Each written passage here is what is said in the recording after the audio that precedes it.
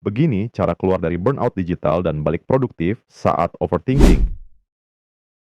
Halo teman-teman, selamat datang di Tenang Tangguh, tempat di mana kita belajar menerima kenyataan tanpa kehilangan harapan, menghadapi tantangan tanpa gentar, dan menemukan kekuatan dalam keterbatasan. Video ini akan bahas tentang fenomena stuck dan burnout di tengah derasnya informasi digital yang mungkin dihadapi kebanyakan orang saat ini. Aku kasih pertanyaan dulu, kalian pernah nggak merasa stuck? Bingung mau mulai dari mana di tengah semua info yang datang tanpa henti. Atau mungkin kalian lagi merasa kehilangan semangat, bahkan untuk hal-hal yang dulu kalian cintai. Tapi jangan khawatir, karena di video ini aku bakal bantu kalian keluar dari situasi itu. Kita akan bahas kenapa informasi digital yang datangnya tiada henti justru bisa bikin kita merasa kehilangan arah. Pernah nggak sih kalian ngerasa udah usaha keras, tapi malah makin bingung? Semua informasi datang begitu aja, dan kita bingung. Mau fokus dan ambil keputusan apa? Aku juga pernah ngalamin hal yang sama. Sungguh, lebih parah dari yang kalian bayangin. Tapi aku berhasil bangkit, dan aku bakal ceritain gimana cara aku keluar dari sana. Bagian 1. Derasnya informasi digital. Bayangin deh, setiap detik otak kita ngerima 34 GB informasi. Itu hampir setara dengan 100.000 kata yang masuk ke kepala kita tanpa kita minta. Kalau kalian ngerasa overload, itu wajar banget. Kamu mungkin mikir, aku nggak pernah minta info sebanyak ini. Kenapa ya jadi kayak gini? Nah, kita bakal bahas kenapa bisa kayak gitu. Dulu, aku sering banget scroll di sosial media dari pagi hingga larut malam. Nonton orang-orang yang kayaknya sukses bisa dapetin semuanya. Viewer, monetisasi, dan cuan banyak. Rasanya aku nggak cukup. Semakin banyak aku lihat, semakin ngerasa kayak, kenapa mereka bisa?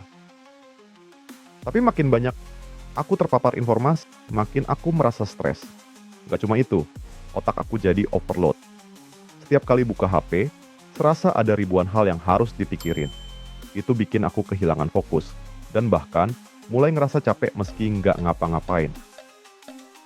Ini yang dinamakan cognitive overload, yakni keadaan di mana otak menerima terlalu banyak informasi atau tugas sekaligus, sehingga kesulitan untuk memproses atau fokus pada satu hal. Hal ini dapat menyebabkan stres, kelelahan, dan penurunan produktivitas. Yang harus kamu tahu, bahwa otak kita yang secerdas apapun, nggak bisa ngehandle data sebanyak ini. Semakin banyak yang kita terima, semakin banyak energi yang terkuras. Beda hal bila kamu diberikan kelebihan oleh Yang Maha Kuasa, akibatnya kita jadi kehilangan arah. Bahkan buat ambil keputusan kecil, kita jadi terjebak di decision fatigue. Decision fatigue adalah kelelahan mental dan emosional yang disebabkan oleh terlalu banyak pengambilan keputusan. Kondisi ini dapat menyebabkan pengambilan keputusan yang lebih buruk atau salah. Faktanya, mental kita capek karena terlalu banyak pilihan yang harus dipilih. Bagian 2, efeknya ke mental dan fisik. Mungkin kalian merasa, nggak masalah deh, cuma scroll sedikit. Tapi, tahu nggak, kebanyakan informasi itu malah bisa bikin kita kehilangan keseimbangan mental. Bukan cuma di otak kamu, tapi juga di kondisi tubuhmu juga. Ternyata, kebanyakan informasi itu ada dampaknya ke fisik kita juga. Contoh kasus yang mungkin kamu menghadapi hal yang sama. Aku dulu sering banget begadang buat ngecek HP. Setiap pagi hari, aku udah mulai buka sosial media, kayak terbangun dari tidur, langsung terpapar dengan informasi yang nyampe ke kepala aku. Perasaan itu, yang tadinya cuma sekedar cek notifikasi, jadi membuat aku terjebak. Semakin lama, tubuhku mulai ngerasain dampaknya. Kepalaku pusing, leher sakit, dan rasanya kayak ada beban berat di kepala. Tapi, lebih parah lagi. Aktivitas scroll HP itu berlanjut hingga larut malam. Aku mulai merasa cemas, overthinking, nggak bisa tidur dengan tenang. Sekali lagi, apa yang terjadi ini namanya decision fatigue. Otak kita terpaksa terus-menerus mikirin hal-hal yang nggak penting. Padahal, Yang sebenarnya kita butuhin cuma fokus di hal-hal yang benar-benar penting. Bagian 3. Kenapa kita gampang kecanduan? Kamu pernah nggak terus aja buka HP, lihat banyak konten, tapi sebenarnya yang kamu lihat nggak penting? Ini semua ada alasan kuatnya. Kenapa kita bisa kecanduan sama informasi yang nggak jelas? Dan ternyata masalahnya bukan cuma karena kita suka, tapi ada efek langsung ke otak kita. Aku bakal jelasin kenapa kita bisa terjebak di siklus ini. Aku dulu sering banget terjebak. Ketika pertama kali ngecek sosial media, rasanya kayak ada yang membuat otak aku terlatih untuk terus mencari informasi baru. Dan setiap kali aku dapat notifikasi, otak aku kayak dapat hadiah kecil. Perasaan itu bikin kita nggak bisa berhenti. Makin lama, makin banyak kita cari. Makin kita butuh lebih banyak untuk merasa puas. Itu namanya dopamine rush. Otak kita ngeluarin hormon kepuasan instan setiap kali kita dapat notifikasi. Tapi masalahnya, otomatis otak kita ngebutuhin lebih banyak buat dapetin kepuasan yang sama. Itu yang bikin kita kecanduan. Jadi teman-teman, gimana kalau kita mulai ngeluarin diri kita dari siklus ini? Bagian 4, stuck and burnout yang nggak disadari. Aku tahu, kalian pasti udah pernah ngerasain yang namanya stuck.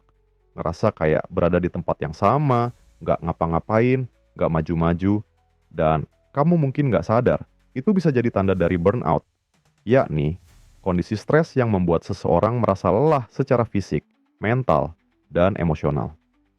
Aku dulu juga ngalamin ini tanpa sadar.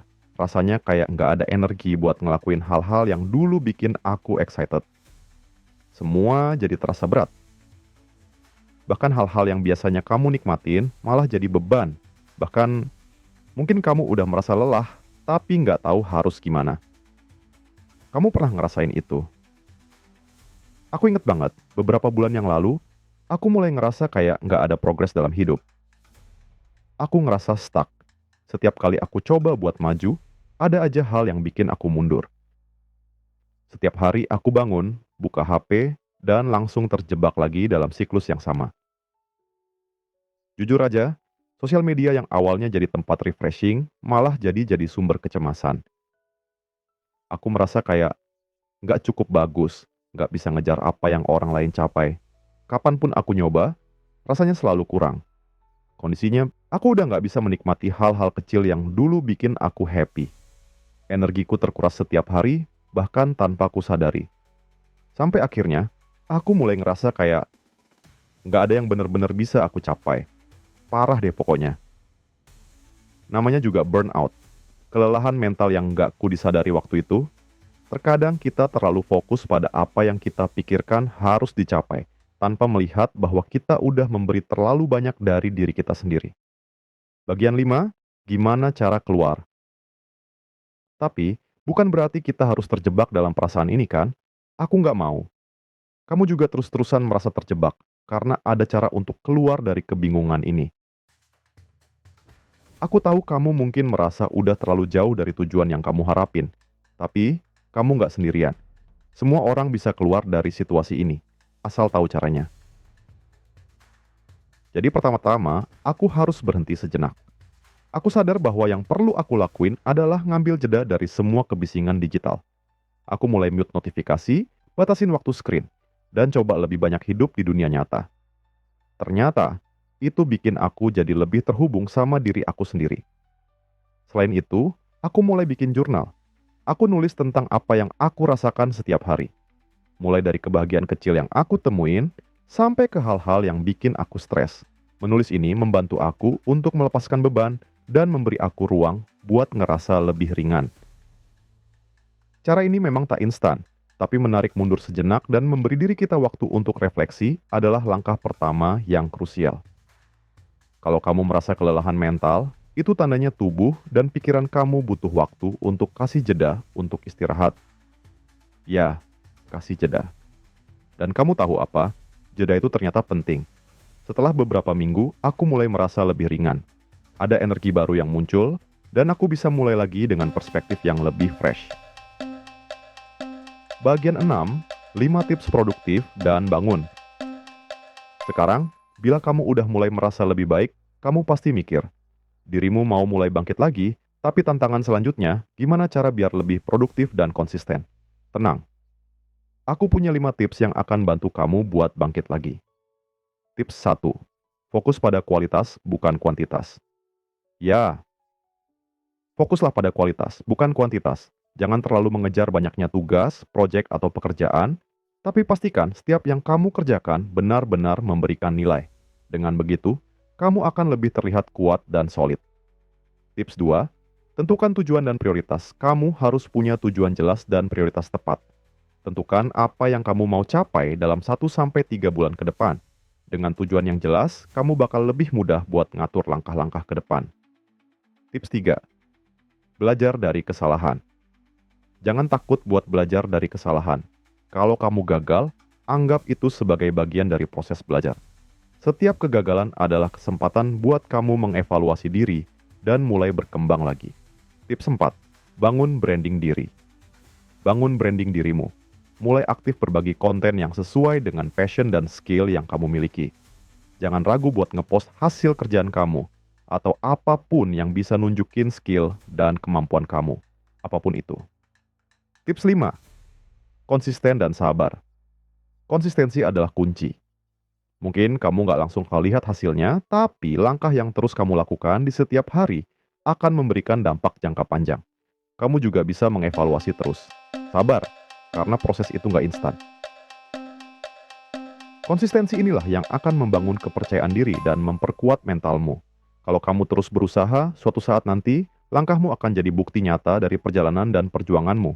Bangun kepercayaan kekuatan dalam dirimu. Oke teman-teman, itu tadi tips yang bisa langsung kamu coba untuk bangkit dari burnout dan mulai bangun produktivitasmu.